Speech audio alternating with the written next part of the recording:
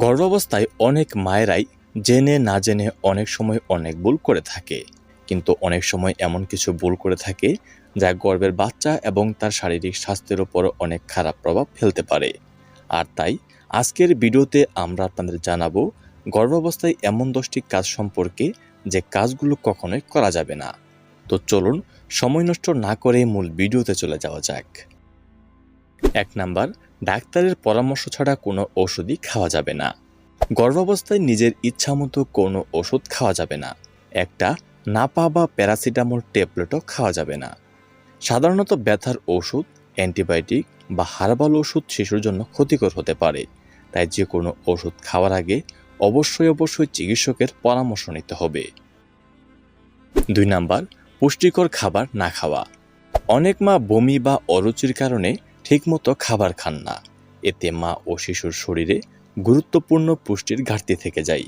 তাই অবশ্যই পুরো গর্ভাবস্থায় নিয়মিত শাকসবজি, ফলমূল, ডিম, মাছ, দুধ, ডাল এবং পর্যাপ্ত পরিমাণ পানি খেতে হবে।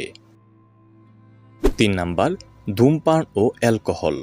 পুরো গর্ভাবস্থায় ধূমপান ও অ্যালকোহল বা অন্য কোনো নেশাজাতীয় পদার্থ শিশুর স্বাভাবিক বৃদ্ধিতে ব্যাহত করতে পারে।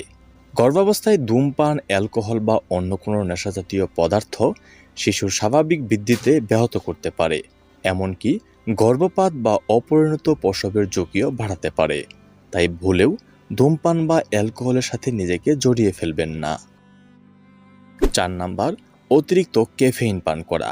অনেক গর্ভবতী মায়েরাই দিনে অতিরিক্ত চা, কফি বা এনার্জি ড্রিঙ্ক পান করে থাকেন। এটা কোনোভাবেই করা যাবে না। গ্রহণ করুন, তবে তা অবশ্যই পরিমাণ মতো। 5 নাম্বার, নিয়মিত চেক আপ না করা। অনেক গর্ভবতী মা আছে যারা কোনো সমস্যা না হলে হাসপাতালে যেতে চান না, এবং কি গর্ভকালীন চেক আপও করেন না। কিন্তু না, এটা কোনোভাবেই করা যাবে না, কারণ নিয়মিত গর্ভকালীন চেক আপ করলে অনেক জটিলতাই এড়ানো সম্ভব। 6 নাম্বার, ভারী কাজ করা। অতিরিক্ত ভার তোলা, দীর্ঘ সময় দাঁড়িয়ে থাকা বা খুব বেশি শারীরিক পরিশ্রম হয় এমন কাজ কোনোভাবেই করা যাবে না।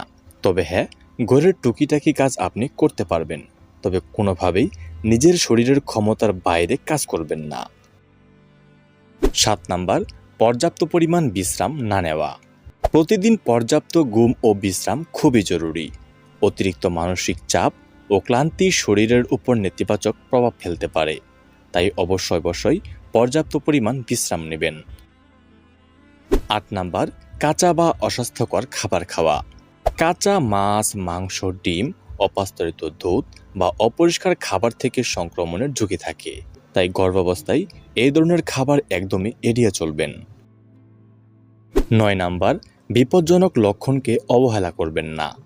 যদি তীব্র পেট ব্যথা, অতিরিক্ত রক্তপাত, শিশুর নড়াচড়া কমে যাওয়া, তীব্র মাথা ব্যথা, চোখে ঝাপসা দেখা বা হাত পা অতিরিক্ত ফুলে যায়, তাহলে দেরি না করে দ্রুত চিকিৎসকের পরামর্শ নিতে হবে। 10 নাম্বার, ইন্টারনেটের সব তথ্য বিশ্বাস করবেন না।